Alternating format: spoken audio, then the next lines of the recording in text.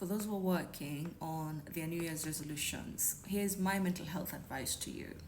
So as you sit down to write the list of resolution goals that you want to achieve in the year 2025, I want you to take some time after you're done with the list and ask yourself, who are those resolution goals for? I know that question might sound rhetorical. Yes, obviously, you are going to do the work for those resolution goals, but who are you doing them for? Are you doing them for yourself to notice? Are you doing them for yourself to praise? Are you doing them for other people to notice? Are you doing them for other people to praise? And that's very important. We tend to assume that since I'm the one setting the goals, that I'm doing them for myself. And there might be a voice convincing you that you're doing them for yourself. But you don't examine if that's the only voice that's talking to you, that's motivating you, that's directing your behavior, or that's directing you to set the goal. Here's an example. I might be setting a goal to read more books so that I can be more intelligent. That's what I'm telling myself. But really, the source of motivation, the biggest force that's making me have this as a goal to achieve is because last year, my boss kept telling me that I'm not intelligent, kept insinuating that I don't have the brains to be in the position I'm in. And so I feel threatened. And because of that, I want to read more books to prove to my boss that I am intelligent. Not necessarily to keep my job, but to prove to my boss that I'm intelligent. And if we look at it on a scale of 0 to 100%, 80% of the reason why I'm setting it down as a goal is just to show my boss that I am intelligent. And so I'm going to start reading books, and then I'm going to wait for my boss to notice, for me to be able to record any progress in the goal that I'm trying to pursue.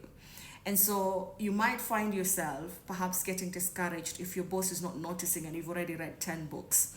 You're trying to say smart things and your boss is not saying anything. And then you might find yourself not continuing, not pursuing that goal because your boss is not noticing. So your world stops. What you're pursuing is determined by whether or not someone notices. Another example, you tell yourself that you want to be fitter, you want to lose weight, you want to look slim, and you want to like yourself in that body. But really, it's because your ex left and you feel like your ex-lover left because of the way you were. You're overweight, you're obese, and so now you want to lose weight so that the next time you run into him or her, you look fitter. So the whole point of you writing down losing weight as a resolution goal is not for yourself. Yes, you're the one who's going to put the effort, but it's not for yourself to notice. It's not so that you can stand in front of yourself and be proud and appraise yourself. No, it's so that you can run into somebody who's going to see that you've lost weight, that you look good, and then they are going to notice you. They are going to appraise you. And so today I want you, as you're working on your resolution goals, to just ask yourself, I'm not saying everybody does this, but you just want to examine the assumption that you're doing this for yourself, to be able to then know for sure that you're doing it for yourself. You're doing it for yourself to notice, you're doing it for yourself to be better, to improve yourself, such that whether or not there's an external factor that notices, that doesn't appraise, it does not affect the pursuit towards your goal.